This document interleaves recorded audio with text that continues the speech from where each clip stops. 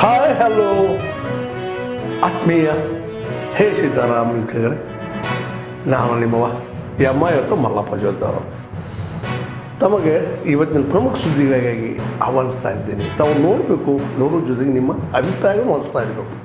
ಈ ಪ್ರಮುಖ ಸುದ್ದಿಗಳು ನೋಡ್ತಾ ಹೋಗಿ, ಜೊತೆಗೆ ನಿಮ್ಮ ಅಭಿಪ್ರಾಯ ತಿಳಿಸ್ತಾ ಹೋಗ್ರಿ ಅಂತ ಹೇಳ್ತಾ ನೋಡಿ ಈ ಸುದ್ದಿಗಳೆಲ್ಲ ಬರ್ತಾ ಇದ್ದಾವೆ.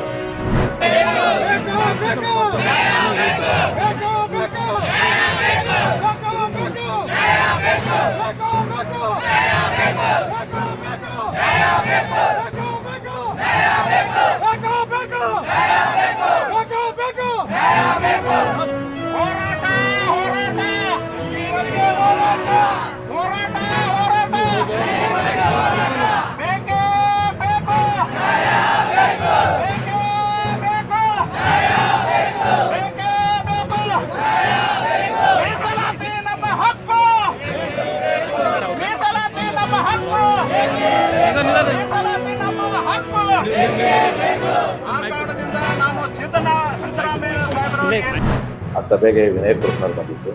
ಬಂದಾಗ ಮುಖ್ಯಮಂತ್ರಿಗಳು 20ನೇ ತಾರೀಕಿಗೆ ಪಂಚಮಸಾಲಿ ಹಾಲಿ ಮಾಜಿ ಶಾಸಕರ ಸಭೆ ಕರೆದು ಆಲ್ ಪಾರ್ಟಿ ಪಂಚಮಸಾಲಿ ಜನಾಂಗದ ಎಲ್ಲ ಪಕ್ಷಗಳ ಒಳಗಿರ್ತಕ್ಕಂಥ ಪಂಚಮಸಾಲಿ ಜನಾಂಗದ ಹಾಲಿ ಮಾಜಿ ಶಾಸಕರ ಸಭೆ ಕರೆದಾರೆ ಅಂತೇಳಿ ಅವ್ರು ಮಾಹಿತಿ ಕೊಟ್ಟಿದ್ದಾರೆ. ನನಗೇನು ಅದ್ರ ಬಗ್ಗೆ ಮಾಹಿತಿ ಇಲ್ಲ.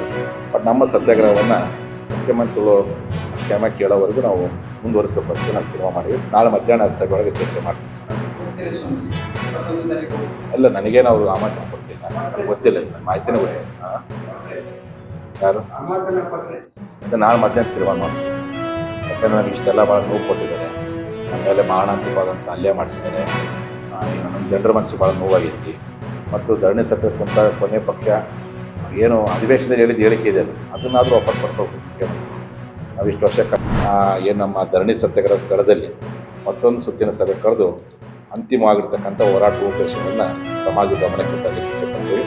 ಹಾಗಾಗಿ ಎಂದಿನಂತೆ ತಾವೆಲ್ಲರೂ ಸತ್ಯಾಗ್ರಹದಲ್ಲಿ ನಾಳೆ ಪದಾಧಿಕಾರಿಗಳು ಸಹ ಬಂದು ಭಾಗವಹಿಸಬೇಕು ಅಂತೇಳಿ ಈ ಮೂಲಕವಾಗಿ ಮಾತನಾಡಿ ಇಚ್ಛೆಪಡ್ತಾ, ಇದುವರೆಗೂ ಸಹ ಹೋರಾಟದ ಮುಂದಿನ ಗುರಿ ಏನು, ಯಾವ ರೀತಿ ನ್ಯಾಯ ಪಡ್ಕೊಳ್ಬೇಕನ್ನೋ ಸುದೀರ್ಘವಾದ ಚರ್ಚೆಯನ್ನು ಇವತ್ತು ಮಾಡಿದ್ದೀವಿ. ಹಾಗಾಗಿ ಅದು ಸಂಪೂರ್ಣವಾಗಿರ್ತಕ್ಕಂಥ ಇನ್ನೂ ಮಾತುಕತೆಯನ್ನು ಮಾಡಬೇಕಾಗಿರ್ತಕ್ಕಂಥದ್ದು ನರಸಿಂಹ ಪಾಟೀಲ್ ಯತ್ನಾಳ್ ಅವರು ಅಧಿವೇಶನದಲ್ಲಿರೋದ್ರಿಂದ ಮತ್ತು ಅವರಿಂದ ಎಲ್ಲ ದಿವಸ ಅಧಿವೇಶನದಿಂದ ನಾಳೆ ಮಧ್ಯಾಹ್ನ 1 ಗಂಟೆಗೆ ಮತ್ತೊಂದು ಸುತ್ತಿನ ಸಭೆಯನ್ನು ಅಲ್ಲಿ ನಮ್ಮ ಸತ್ಯಾಗ್ರಹ ಸ್ಥಳದಲ್ಲಿಯೇ ಕುಳಿತುಕೊಂಡು ಚರ್ಚೆ ಮಾಡಿ ನೇರವಾಗಿ ಮಾಧ್ಯಮದ ಮೂಲಕ ನಾಡಿನ ಜನರಿಗೆ ತಿಳಿಸ್ತೀವಿ. ಒಟ್ಟಾರೆ ಮೀಸಲಾತಿ ಅನ್ನುವಂಥದ್ದು ಈಗಾಗಲೇ ಮಾನ್ಯ ಮುಖ್ಯಮಂತ್ರಿಗಳು ಅಧಿವೇಶನದಲ್ಲಿ ಕೊಡಲಿಕ್ಕೆ ಆಗಲ್ಲ ಅಂತ ಹೇಳ್ತಾರೆ. ಅದನ್ನು ಪಡ್ಕೊಳ್ಳಿಕ್ಕೆ ಸಮಾಜದ ಮೂಲಕ ಈ ರೀತಿ ಹೋರಾಟ ಮಾಡಬೇಕು, ಹೆಂಗೆ ನಾವು ಗುರಿಯನ್ನು ಮುಟ್ಟಬೇಕನ್ನೋ ಬಗ್ಗೆ ಸುದೀರ್ಘವಾಗಿರ್ತಕ್ಕಂಥ ಚರ್ಚೆಯನ್ನು ನಾಳೆ ಮಧ್ಯಾಹ್ನ ಸಹ ತೆಗೆದುಕೊಳ್ಳೋ ಸಾಧ್ಯತೆ ಇದೆ ಅನ್ನುವಂಥ ಮಾತನ್ನು ಮಾಧ್ಯಮದಲ್ಲಿ ಹೇಳ್ತಾ ಎಲ್ಲರ ಸಹಕಾರ ಇರಲಿ ಅಂತೇಳಿ ಎರಡು ಮಾತು ಮುಗಿಸಿ ಶರಣಶಾಂತಿ.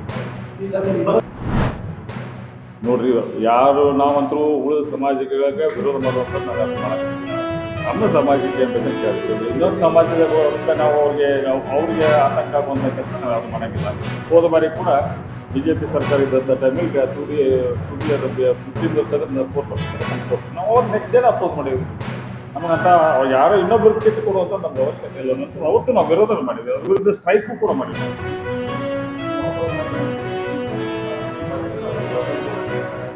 ನೋಡ 2D ಒಳಗೂ ನಮಗೆ ಕರೆಕ್ಟಾಗಿ ಫಿಟ್ ಆಗಿ ಕೊಟ್ಟರೆ ನಮ್ದೇನೂ ಅಲ್ಲಿ ನಾನು ಏನು ಹೇಳ್ತೀನಿ, ಈಗ 2D ಕೊಟ್ಟರು ಕೂಡ ನಮಗೇನೂ ಅಭ್ಯಂತರ ಇಲ್ಲ.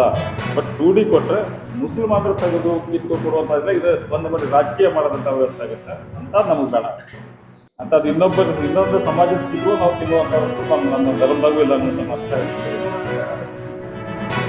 ಹೇಳಿಲ್ಲ ಈಗಾಗಲೇ ಅದಕ್ಕೆ. ಹಂಗೆ ಸಂವಿಧಾನದಾಗ ಯಾರು ಕರು ಬರೋದ್ರ ಆರ್ಥಿಕ ಪರಿಸ್ಥಿತಿ ಸರಿ ಇಲ್ಲ, ಅವ್ರು ಯಾವ್ದಾರು ಒಂದು ರೂಪದಾಗ ಕೊಡಲೇಬೇಕಲ್ಲ.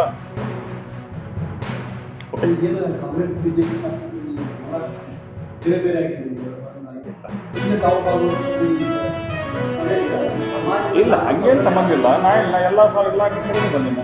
ಮೊನ್ನೆ ಒಂದು ದಿವಸ ಕೋರ್ಟ್ ಇದ್ದಿದ್ರೆ ನಾವು ಎವಿಡೆನ್ಸ್ ಇದ್ದಿದ್ರೆ ನಾವು ಬರೋಕ್ಕಾಗಿಲ್ಲ. ಹೊರತು ಬೇರೆ ಯಾವುದಿದೆ ಇಲ್ಲ ನಮ್ಮ ಸಮಾಜದ ಹೋರಾಟ. ಇಲ್ಲಿವರೆಗೆ ತಾವೆಲ್ಲ ಸುದ್ದಿಗಳು ನೋಡ್ತಾ ಬಂದ್ರಿ, ನೋಡಿದಿರಿ. ನಿಮ್ಮ ಖುಷಿನೂ ಆಗಿರ್ಬೋದು, ಅಥವಾ ಒಂದು ಸಂತೋಷ ಆಗಿರ್ಬೋದು, ಅದೊಂದು ದುಃಖನೂ ಅನಿಸ್ಬೋದು. ಯಾಕೆ ಹಾಕಿದಾರಪ್ಪ ಅಂತ ಅನ್ಬೋದು. ಏನು ಅನಿಸಲ್ಲ ನಿಮಗೆ, ನಿಮ್ಮ ಅನಿಸಿಕೆಗಳು ನಮ್ಗೆ ಭಾಳ ಪ್ರಮುಖ. ಈ ಸುದ್ದಿಗಳು ನಿಮ್ಗೆ ಏನು ಅನಿಸಿದ್ದು ನೀವು ಕಾಮೆಂಟ್ ಬಾಕ್ಸಲ್ಲೇ ಹೇಳ್ತಾ ಇರ್ರಿ. ಜೊತೆಗೆ ಎಲ್ಲಕ್ಕಿಂತ ಹೆಚ್ಚಿಗೆ ಶೇರ್ ಮಾಡ್ತಾಯಿರ್ರಿ ಈ ನ್ಯೂಸ್ಗಳನ್ನು.